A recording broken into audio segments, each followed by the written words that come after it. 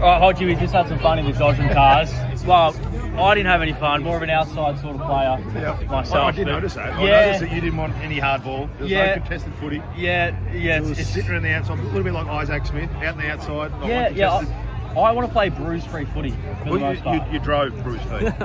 Bruise-free. Yeah, so, well, that's how I want to play it. But we've had our fun. Let's get into some serious football now. Yep. Right, so Cats, Lions have come around the long way. Yep. Obviously, one of the big talking points from the last time they played was Rayner and McCluggage just being shut out the game. Yep. You would have been tagged a lot in your career. How do you work through that, especially once you've already had a look at it not that long ago?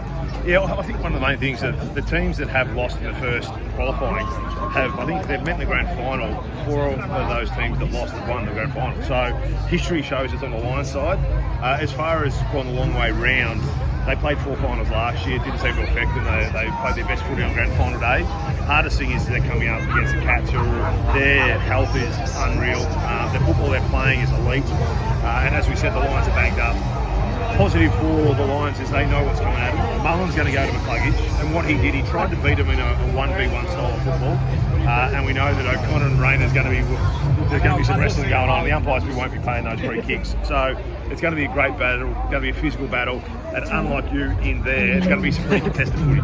Absolutely. And you speak about the Lions' health versus the Cats' health. Probably the only person missing for the Cats is Tom Stewart. Obviously that heartbreak with the concussion. How do you think the Cats can cover for that sort of intercepting loss? Yeah, that's you feel for him. Like the whole reason why you play football, and yes, he's played in some grannies before. It's for last Saturday in September is a big one, so you feel for him in that. But the Cats have got so many blokes. They've got the flexibility of Blitzarch who go and play down back. You got Guthrie who's a leader down there. Like you got so many other blokes who can stand up and probably float across half back and fill that void.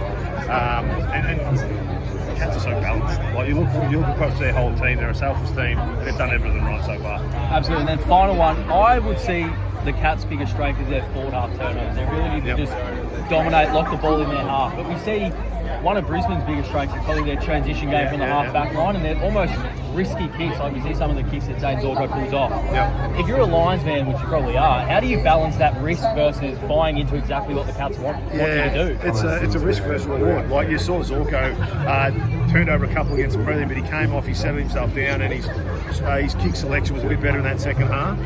He's still going to go for that because that's how they got to the grand final. That's how last year in the semi-final they were 44 points down against GWS. They came back because it's that mindset. They're going to back himself. They're going to take the risks. But what they also know is the Cats have a very good defence. They're going to be ready for it. They turn the ball over a lot. I think they kicked 8 or 10 goals in turnover when they played the qualifying final. So look, it's going to be an entertaining game either way. Let's hope the Lions get up. Absolutely. And your final one, give me your road prediction.